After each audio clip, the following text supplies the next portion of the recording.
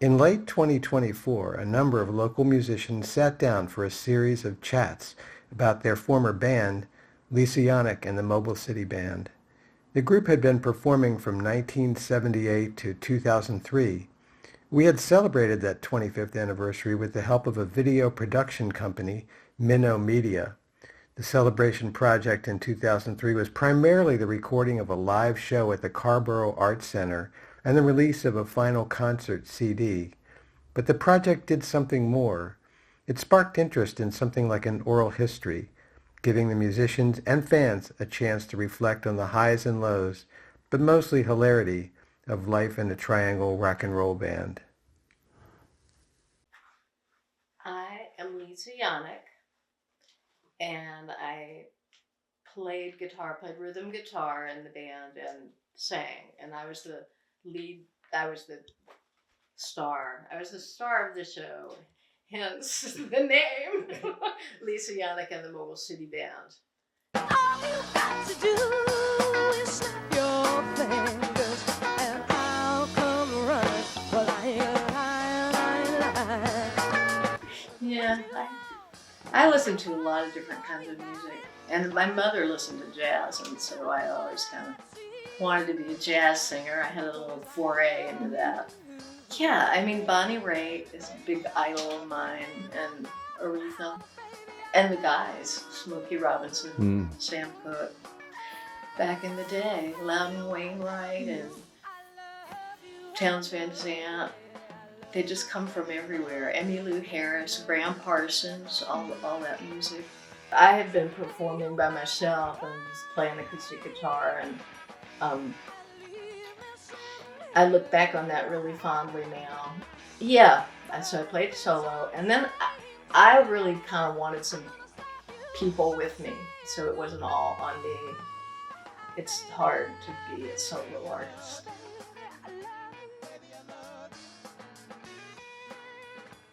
Mary and Charlie were singing together as a duo when Charlie and I met, and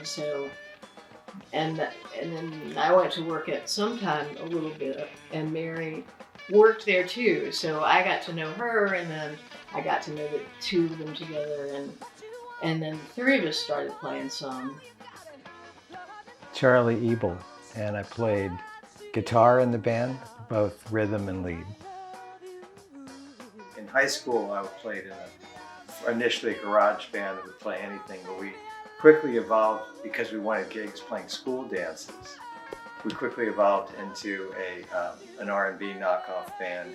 We had the blue tuxedos, it was totally going for a Temptations kind of thing.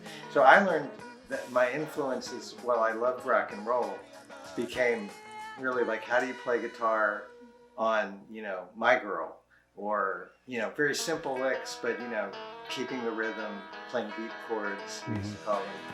So, and that carried through to this band. Say you will when you won't, say you do, baby, when you don't. Let me know, honey, how you feel. Tell the truth now, is love real? Lord, no, honey, don't. I'm Roger Tigard, and I was the drummer and a backup singer, sang a little lead vocals as well. It was like a life-changing event for me, because I was doing the Salam Cultural Center with Billy and Brother Youssef and Suman. And Suman would cook and then go home, and Billy and Youssef had gigs all the time, and I was always there, And so then one Sunday night, there was a musical performance that was Mary and Lisa and Rob and Charlie. And that's the first time I ever saw you guys that I know of. And Billy and I were in the kitchen doing the dishes, singing harmonies, these people are really cool. So a couple of days later, Dev Palmer comes in and says, hey, they have a rock and roll band and they're looking for a drummer. So I said, give me their number. And I called them up and they said, we just hired somebody. And I said, if it doesn't work out, you know where to find me. And 6 weeks later, they called me up. Yeah. And I went over there to rehearse. And then you said, do you know the opening drum lick to Heard It Through the Grapevine, a la Gladys Knight? And I said, you mean this? And that was it.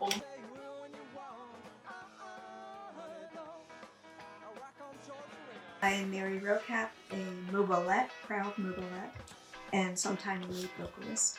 What was going on when you joined the Mobile City Band? What are your memories of how the band was evolving at that time? Yeah, so I mean that's the word. Joining the Mobile City Band is like a little bit like weird for me because I always felt like I was part of the band. And I do remember either you or Lisa saying you were going to start a band, and I knew that I was not part of the band's core, but I always felt part of the band's outside.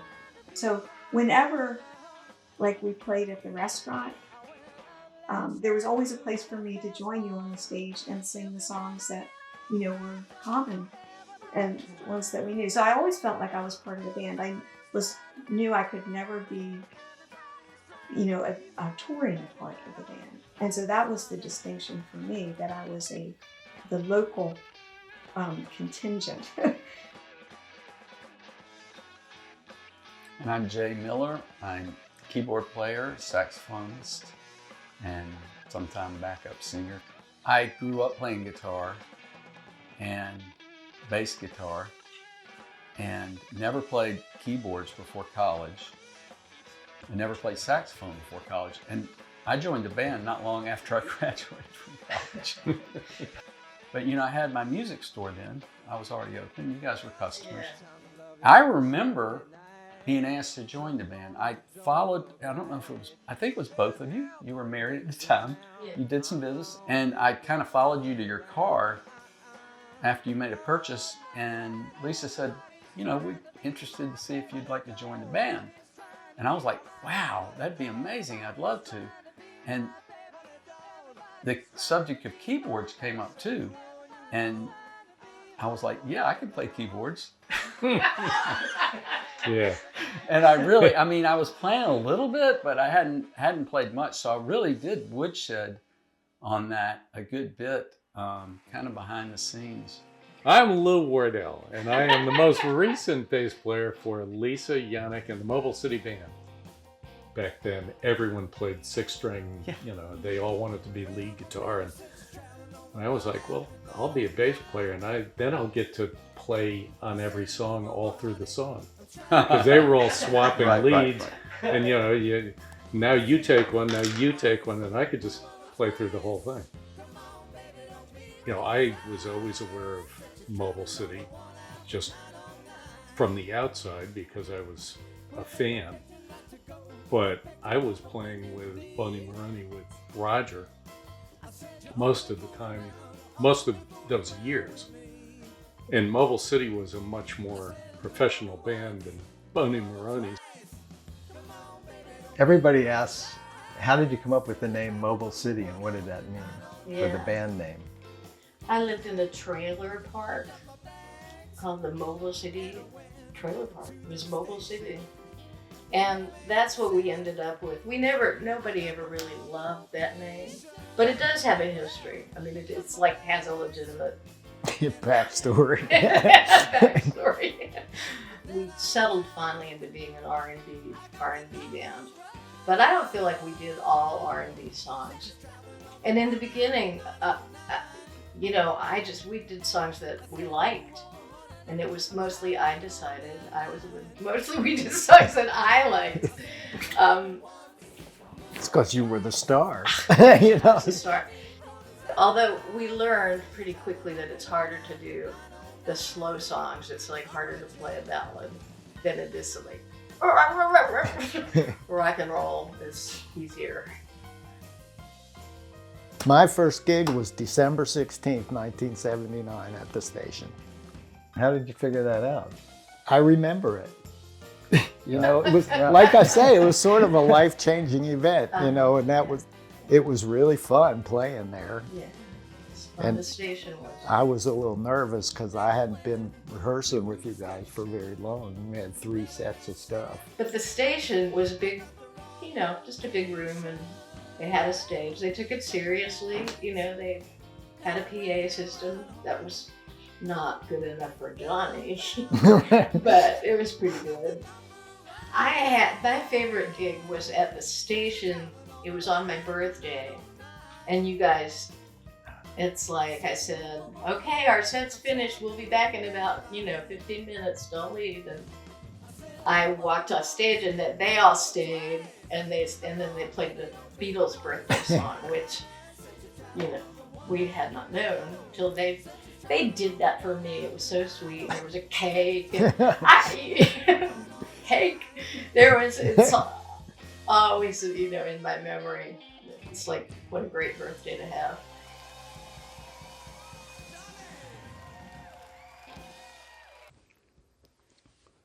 An important part of Mobile City's identity from the early days was its vocal arrangements. Lisa was a strong lead singer and the face of the band, and the other players all took a turn at the microphone as well. As the band's repertoire evolved, Mobile City sought to boost its vocals, and over the years added a number of female vocalists who joined Mary Rocap as backing duos or trios under the name the Mobilettes. Over the years, these singers included Shannon Schroeder, Donna Giles, Ann Alexander, and Shana Adams. When Shannon joined the band, and I can't remember exactly when that was, but I know it was, at least by 1981. That's when the Mobilettes became a feature. I'm Donna Giles, and I'm a backup singer. Started in '92. I'm Ann Alexander, and we're all backup singers, and I was around since '93. I had been in a short-lived bluegrass band with Charlie, Pale Amelita. Pale Amelita. Yeah. When did you start, and if you remember, what was your first gig? It was the gig that happened right after Bill Clinton was elected for the first time. Charlie called me out of the blue about, 5 or 6 days before the gig and said, we're missing a backup singer. We'll pick out just, a few songs that you probably know already. I said, sure, I'll do that. And then that was my first gig, and it was so much fun.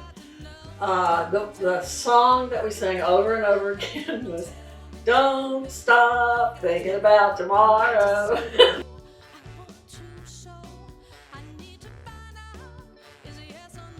I went to that party at the Palace, and it was '93. I had just turned 40, so now everybody knows how old I am. And I have a wish list. And on that wish list was to get a horse, which I did, and to sing in a backup. And I went and saw it, and went to that party and saw y'all and saw how much fun you were having. And so I talked to a friend, Dad, and I said, God, I would love that. And she talked to Lisa, and Lisa said, yeah, well, come over to my house and sing for me. And I was like,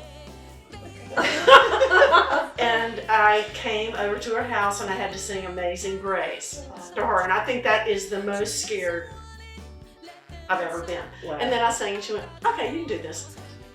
For about the first year, I didn't really sing. I was doing a lot of lip syncing. And you probably knew this, because we a lot of times had the same part. And so I could get by, and Mary could sing. And I could do the part. I can play the part as a backup singer up there, whether I'm singing or not. I'm Shana Adams, and I was a Mobilette, backup singer. I started singing in elementary school, junior high chorus, high school chorus, and I started studying voice with one of my teachers, and then I went to college and studied voice. Studied opera, didn't do much opera, but it was lovely. And then I went off to work in the arts, but not singing, and that's kind of when I met musicians around the Durham area and started doing some backup with them and singing on their albums as backup. And we met singing on Alex's record, Alex Weiss. Yeah, it was fun. It was fun to do the harmonies, and the women were always right there, pretty much. I mean, it was very rare that I had to say, someone needs to sing this note. Roger, of course, I'd totally take for granted because he just always sang the right parts, and you know. And he knew the words. And he knew the words, which was really good for me. Can I just say, to me, you were the supreme high goddess of harmony as far as I was concerned. Because you have impeccable taste, and you would suggest, you know, something that was a little unexpected, and it always improved it. I never sang backup vocals, but Shannon was a terrific teacher and role model in terms of like how to do that. So I think I learned on the stage how to do backing vocals basically from watching how Shannon, you know, comported herself. Yeah. Yeah. One of my favorite memories was when we had our 25th anniversary party, and it was at the Armory, and we had decorated the whole place with produce. It was not only a wedding anniversary, but it was also Wellspring's 20th anniversary. So it was kind of this combo, and we had people in from all over the country, and they all knew I was in a band and a backup singer in the band, but I could tell they were a little nervous because it is a little nerve-wracking when you hear somebody's in a band and they, come hear us sing and stuff, and you're just so scared that it would be awful. And I could sense that from my friends. And so we got up on the stage, and I have a bunch of girlfriends that were all fired up about it, and these tables were back there, and I could tell they were nervous, but we started and we sang the first song, and they were just like, and they picked up the tables and moved them closer so they could just be like this under the stage. And that made me very happy. One of the great joys of the band was from the moment we started performing, people came to the dance floor without hesitation. And there were plenty of people who just stayed on the dance floor the whole night. And that's part of what made it so much fun. For sure. Yeah. It always happened. And some of them were a little crazy down there on the dance. Oh yeah, a lot of freestyle with big pants. I won't mention any names. Okay. Yeah. Didn't they, when they were filming for the Georgia and Donna for our CD thing, didn't they have to tell some of the dancers to shut up? Yeah. Like that. Well, do you remember the guy? I won't mention the name, but he used to get in front of the thing, and he would, for our backup, he'd go, tell us when to sing, and it was horrible, and it really screwed me up sometimes. I think they told him to get out. I think there's some interaction with he was saying out of the Well, I think we want to talk some about Sue. She had always been accumulating all these percussion instruments. And I think she might have even had a drum kit at that point, something in the basement. Somebody had given her up that she could. Anyway, she came from a very musical family and loved music. And when I started singing with the band, and would go to rehearsals, she would go with me. But somebody said to her, well, why don't you can play with the band. Go, bring your stuff. And she had, the drums and all the shakers and the tambourines and all that kind of stuff. So she became part of the band. And it was really fun to do that together for us. And because she was an artist too, she was very involved with the design of the cover album for the CD and the graphic work that had to go into that. There we are, Lise Uyanik and her Mobile City Band. I'll just say that Sue was a light. She was just such an energetic spirit roaming around, bopping around us. I'd have to say, in addition to your musical talents, you and Sue. Sue, you both of you brought to the band many, many fans. Oh yeah, your whole posse. Yeah. They were the ones getting up first to dance. Yes. Well, I gotta appreciated attribute a lot that. of that to Sue. Sue was the most sociable person I've ever known. She never met a stranger. She was completely delightful to be around. She brought out the best in people. And she was a good dancer. And I was, oh, yeah. The Mobilettes became a popular feature of the band, signaling a drift to performing more classic rhythm and blues material.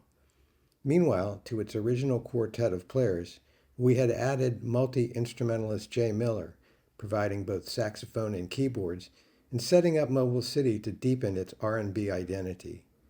A final piece was percussionist Sue Snedden, who quickly became a fan favorite for her animated onstage performances. My favorite vignette while performing was at the station before they built the stage.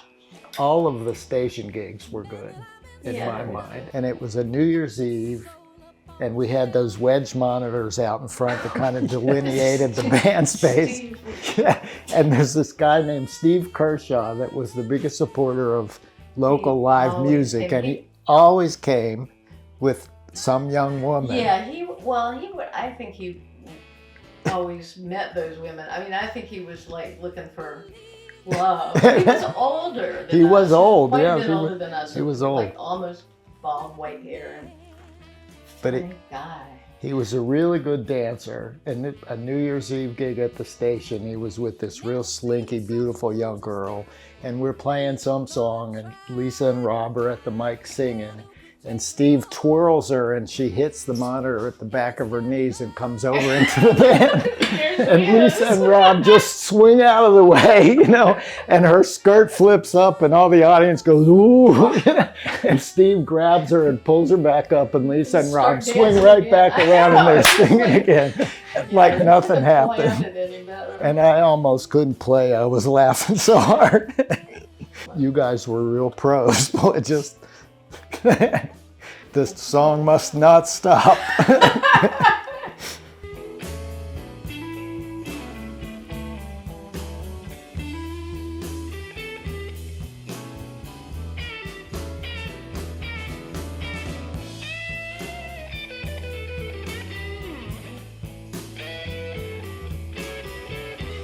The funniest one was when we were playing Under the Street and we were doing My Boyfriend's Back. And we did like the most loud, Shannon, me, and Lisa all singing the same note. Don't come back, or I'll be back, or whatever. My boyfriend's back. My boyfriend's back. And we hit that note and blew out the speakers. And so then it was complete silence. And it was just like, whoa, that was powerful. And I think we had to go, I think you loaned us some things to get through the night. This is your happy gig? It's like the most memorable, one of the most memorable. Yeah. Okay. I think my favorite was probably one of the Arts Center gigs. Maybe, did we do a CD release there? Mm-hmm. I thought that was really fun because the pressure was off. We weren't recording. Right. And there were a lot of people there, and there was a line of people wanting me to sign their CDs. And I'm like, this is crazy. I'm looking for a man who wants to rock me. But my backbone's long.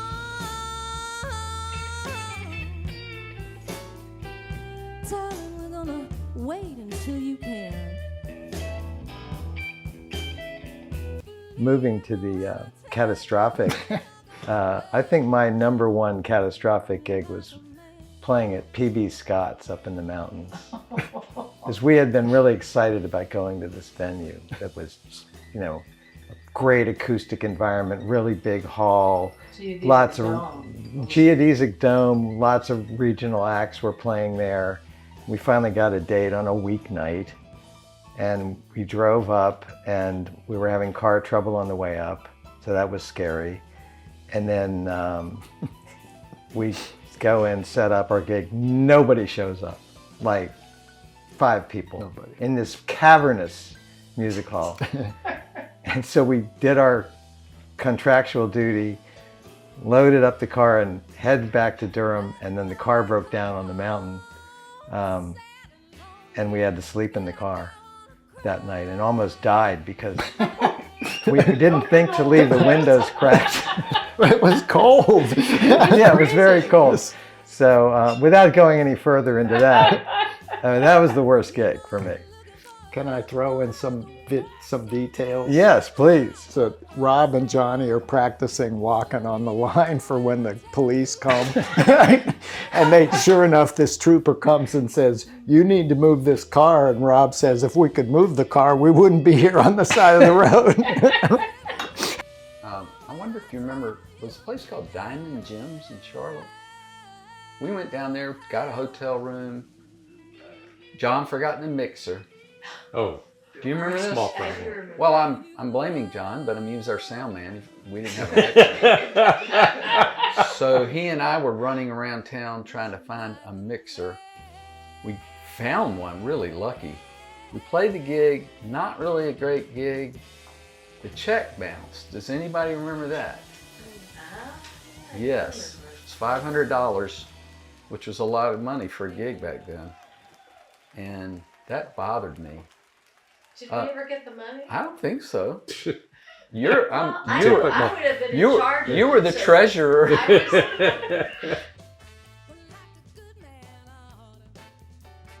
The least favorite. Well, you know, the one where we went and played in Chicago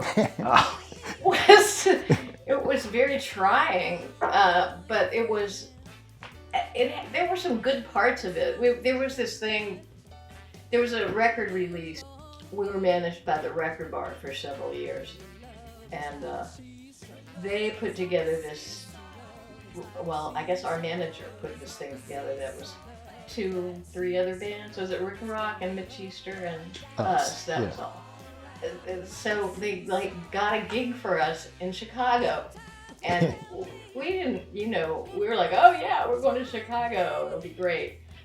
And it was another one of those things where we just didn't have very many people. And it's a long way to Chicago. And we drove, and Jay had just bought this cargo van. I mean, it didn't have seats in it. I mean, it had... alternator one. Yeah. And yeah, on the way back... Car trouble then. Twice. Yeah, on the way back. We were sitting, I mean, there was a chair in the front between the passenger seat and the driver's seat. It was very unsafe. 3 people on mattress in the back. Johnny and Jay were sitting in the front, and they were like counting the dead possums. There's another one. Talking about putting a scoop on the van and scooping them up and wrapping them in plastic and selling them in West Virginia. Yeah. I think the Chicago thing was interesting because it was hard, but at the same time it was really cool. That club was Tuts. Oh, yeah. And Muddy Waters played there the night before us. Yeah. And I was like, wait, we're playing in that club where Muddy Waters plays? I mean, Muddy Waters, Hall of Fame, everything. Yeah, I mean, there's a theme there because like the bigger the fish, the harder it is to land.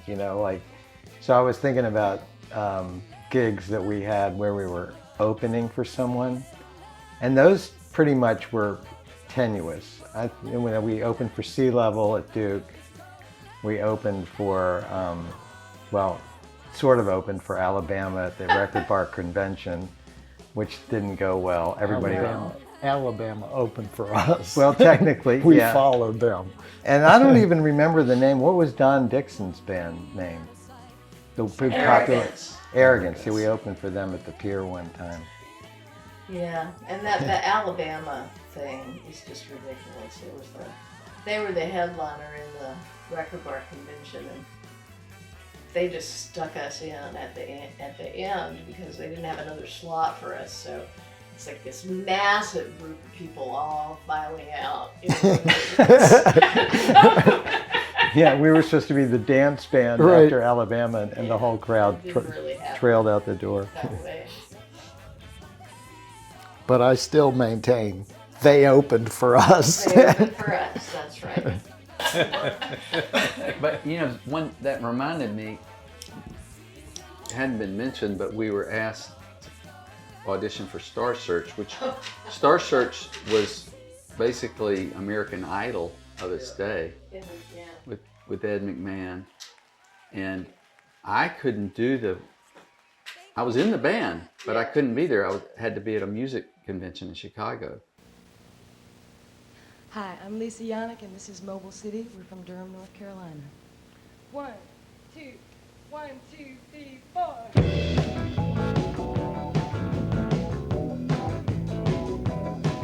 It was surreal too, because it wasn't, but it was like way, like in the country. Like we drove like someplace really far away, and they had makeup artists. Yeah, Oh, there's a lot of hair and makeup. There was a hair and makeup, yeah. It was the 80s. It You just had to felt have the like big out hair. of context, like we had come to this But place that was not real. Sets Yeah. are like that. Yeah. They don't feel real. We tried hard to be showman-like. We were, Especially Mike we Borstelman. were Yes. wearing, the The guys were wearing, well, Mike Borstelman and I anyway, were wearing white suits. That's right, And yeah. Mikey was dancing and Synchronized. yeah, it was sort of, I probably couldn't keep up with him, but he was doing great guns.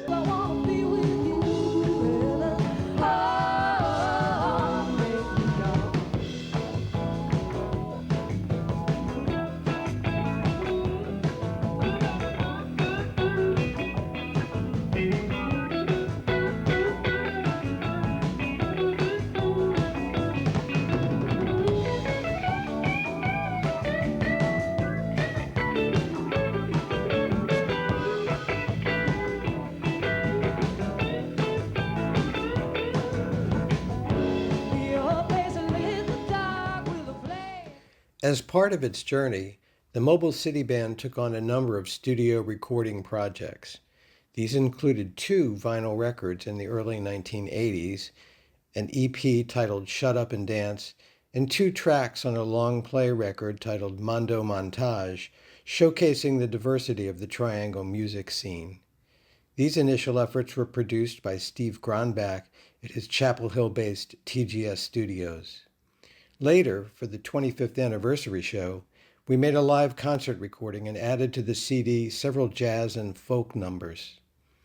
Working at Durham's Overdub Lane studio, producer Mark Williams played a vital role in bringing the entire project home on schedule. I mean, we did fine with Stephen. He knew what to do. He knew how to do it. And that was in the days when it was the tape. And if you wanted to cut something out, it would actually get cut with a razor. And he was good at that.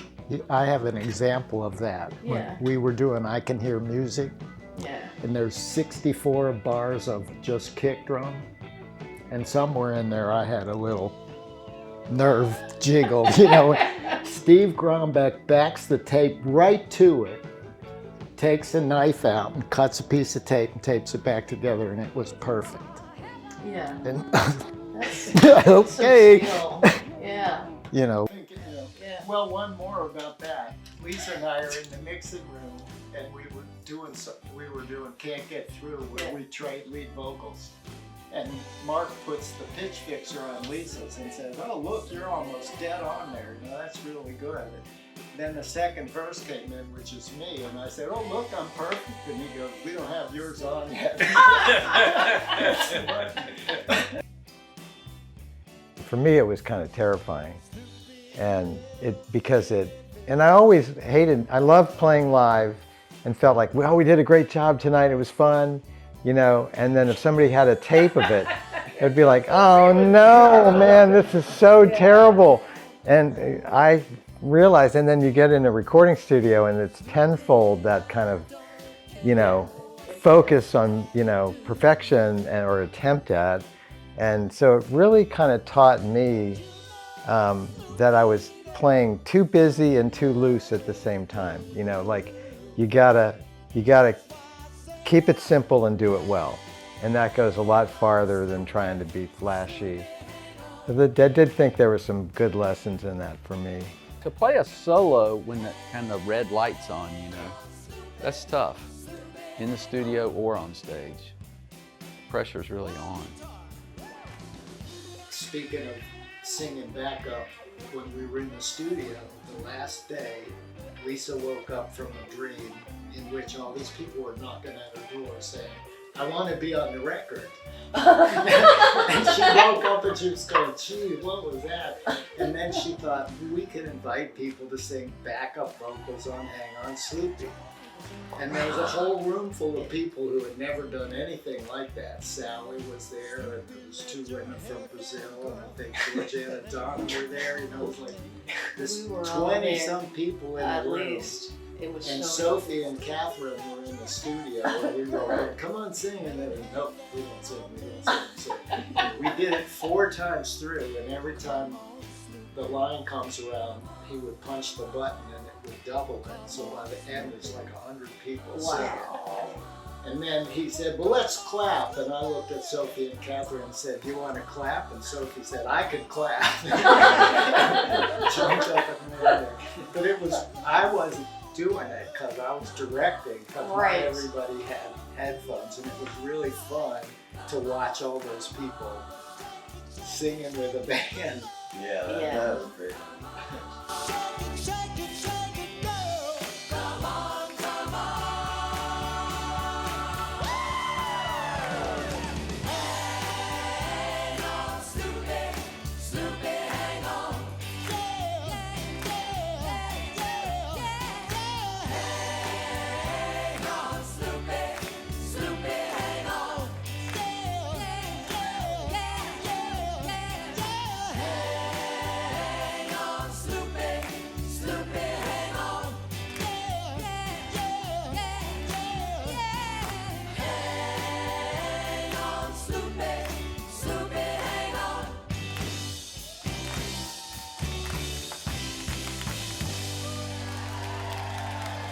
What does it all mean?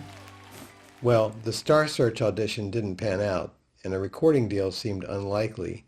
But life went on, and the Mobile City Band took great joy in playing our 25th anniversary concert in Carrboro in 2003. After that, shows became less frequent, but the group still played fundraisers and other special events. We also had a brief run as City Folk, an acoustic group with folk and Americana flavors. Perhaps the last waltz for the R&B ensemble was the opportunity to play with 4 other contemporary Durham bands at the Sometime Restaurant 50th reunion in October 2024. On that memorable night, the Blue Note Grill was rocking, hundreds turned out, and there was plenty of joy to go around.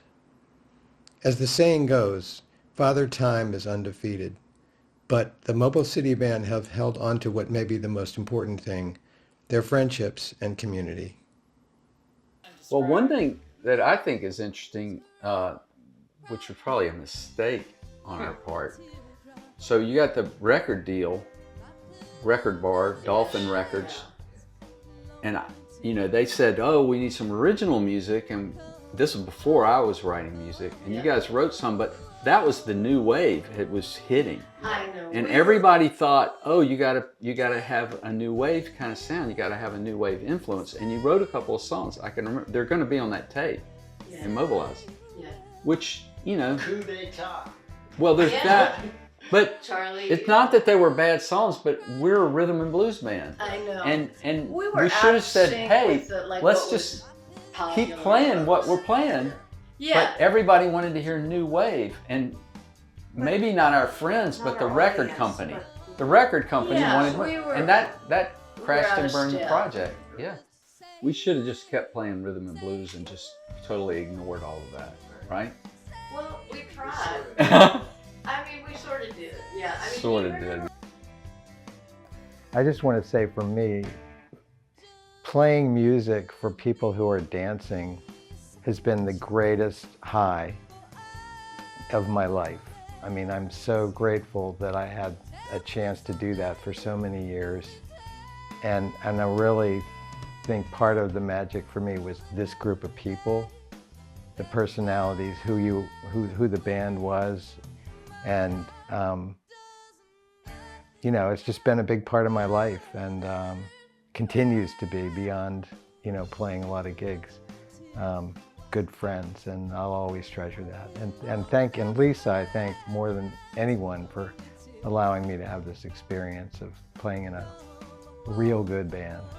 So, just want to put it out there. That's what it means for me. More Charlie.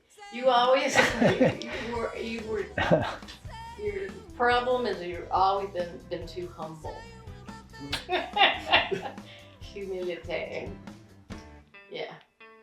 We always wanted him to turn up louder, and he did not want to because he thought it was in poor taste. Sometimes less is more.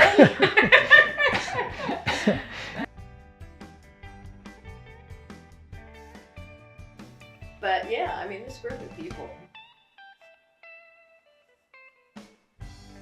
we're all connected in really strong ways. Yeah, I mean, I did this little Excel spreadsheet of my collaborations, and I'll just hold that up. Wow. But the Charlie and Lisa and Mobile City Band is the through line of my life, as a performing artist. So it's like the biggest column, and a lot of these things, like even the quartet was at the same time as Mobile City gigs. I mean, there was always a huge fluidity in the way that particularly the three of us played music together, and us as a core were cores of many different things. And then, Lisa and Shannon doing backing for Jeffrey Milo. Yeah. Shannon and me backing for Bill Gorzoff. There's like the ways that the people, they moved out into other collaborations for me. So it's the family of singers. Yeah. It's really, really important. I'm happy to be in the family. Was thinking about it, not to compare us to the Grateful Dead, but I mean, it's kind of like the Dad was a spin-off band that did the more of the country. New Riders of the Purple Sage, or is that a whole different thing? No, that's at the same time they were performing. It was a spin-off, yeah. So we had kind of multiple identities. Mm-hmm. That's true. City folk. Yeah. City folk. Yeah. It's similar to what Mary was talking about when I sit and try to think about my musical career. You can't do a linear chronology. It's because we've all lived around here for a long time and performed for a long time. It's more, Durham music is kind of incestuous. We join together and then join other people together, and we might even be playing in different assemblages simultaneously. At one point I was in 4 performing bands here in town. And so when you think about joining a band or playing with a band, it's really hard to pick that apart because it's really like a fabric. So, I was always aware of Mobile City just from the outside because I was a fan, but I was playing with Boney Maroney with Roger most of the time, most of those years.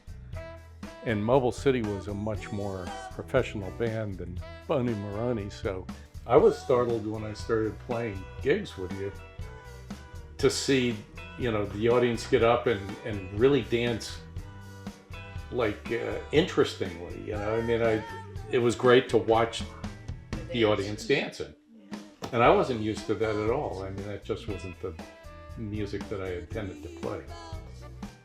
It was a good party band. It was a good dance band, I think. Yeah. Yeah. That was part of the joy of me watching people dance, because we were making music. And it's such a strong. It's funny you say dance band. I don't think of it as a dance band, but it's like rhythm and blues. Motown is kind of both, right? Mm-hmm. It's good music and it's danceable. Yes. Yeah. And yeah, that's fun. Sis Nevin was a big part of making that, I think, for us. Because she was dancing harder than anybody. Yeah, and she would Yeah, go on off stage. into the audience and Yeah. come back, and that was Yeah, really. she was really She engaged. spark plug. Every once in a while, you know, I would be standing with her at the back and making eye contact. And we loved to syncopate on some of the R&B tunes, and it was just really fun, just that back and forth, you know, because I love playing rhythm guitar really as much as anything. So she really made that happen, and she really brought so many fans in. Yes. So I joined Mobile City, whenever that was, 2000 or I something. don't know when you It was when you first got back together and we played at the Arts Center, 2003. So I'm talking to Sue, and I didn't think that I knew her. I mean, it was kind of like, Yeah. have you played around?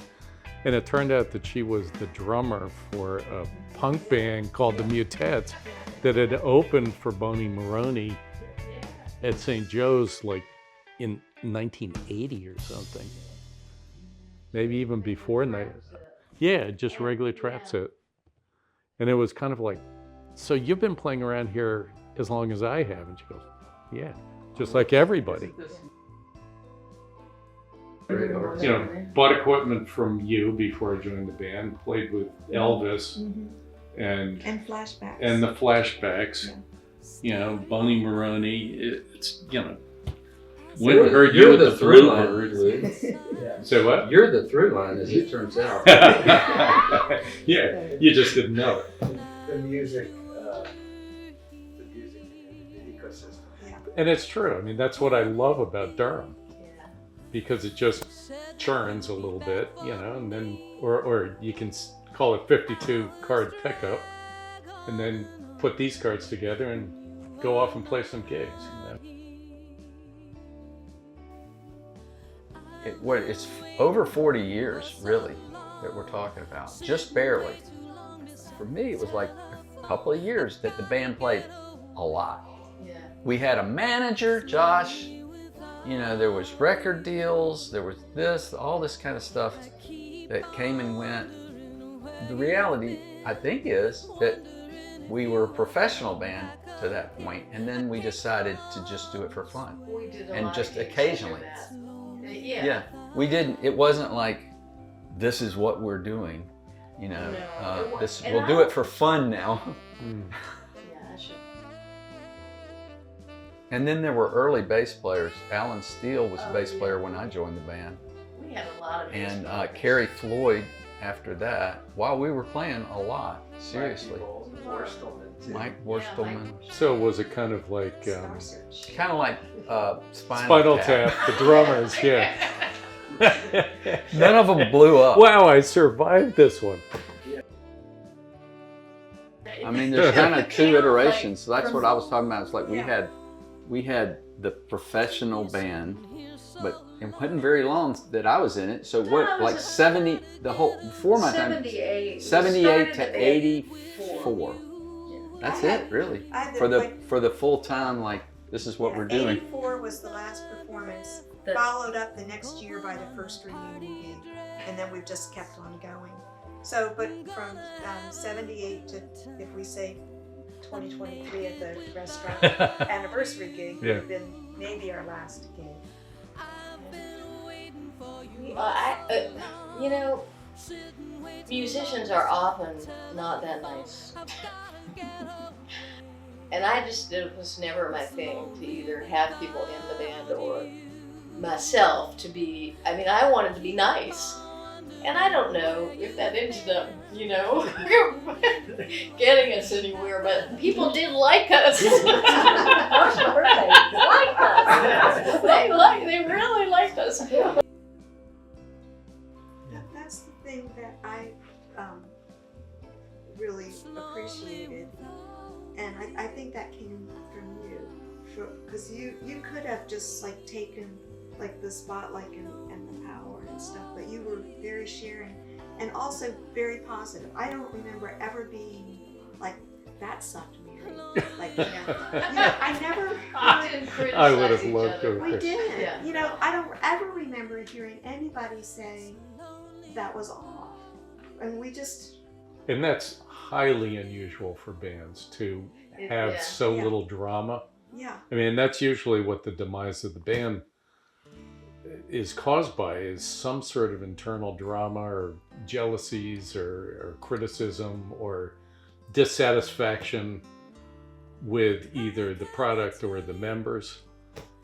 And I've seen them come and seen them go and been in a few of them, and it's kind of like, this is a very relaxing assemblage of people.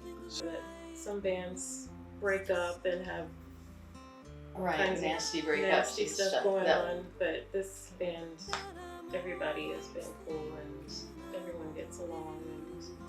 Yeah, I don't think we ever will think of ourselves as a band that broke up. No. Although we did pretend to break up a lot. I mean, we didn't break up, and then we had a surrender tour. We have a T-shirt. We tried to break up. We tried. We tried really hard. I can't quit you. I always noted that other bands would have these creative tensions and people getting pissed off at each other. We avoided that, and maybe sometimes I would think, well, maybe it's a sign that we're not trying hard enough, that we're letting everything flow by. But in the end, I wouldn't have it any other way. Right. That's exactly right. Well, I spent 40 years biting my tongue. You son of a... I grew up listening to soul music, and when I found myself playing in a band and doing Gladys Knight and the Pips version of Heard It Through the Grapevine, I thought to myself, can you believe this happened? That's quite a gift. And you guys are some of my best people, some of my very few all-time best people, all those years. Music is, it connects you to the universe. It's magical. It's like it's in you. Comes from your soul. Comes from the bottom. You had a little saying that you were, when we were doing the CD, the song for us all, that you kept on repeating. Do you remember what that was? Oh, it had a mantra about a hurricane. We're in the center of the. It was love was involved, but Oh, yeah, it's all about the love. It's all about. It's all about the love. love. Yeah. Yeah, I can't really claim credit for that, but it's a good one. It's all about the love.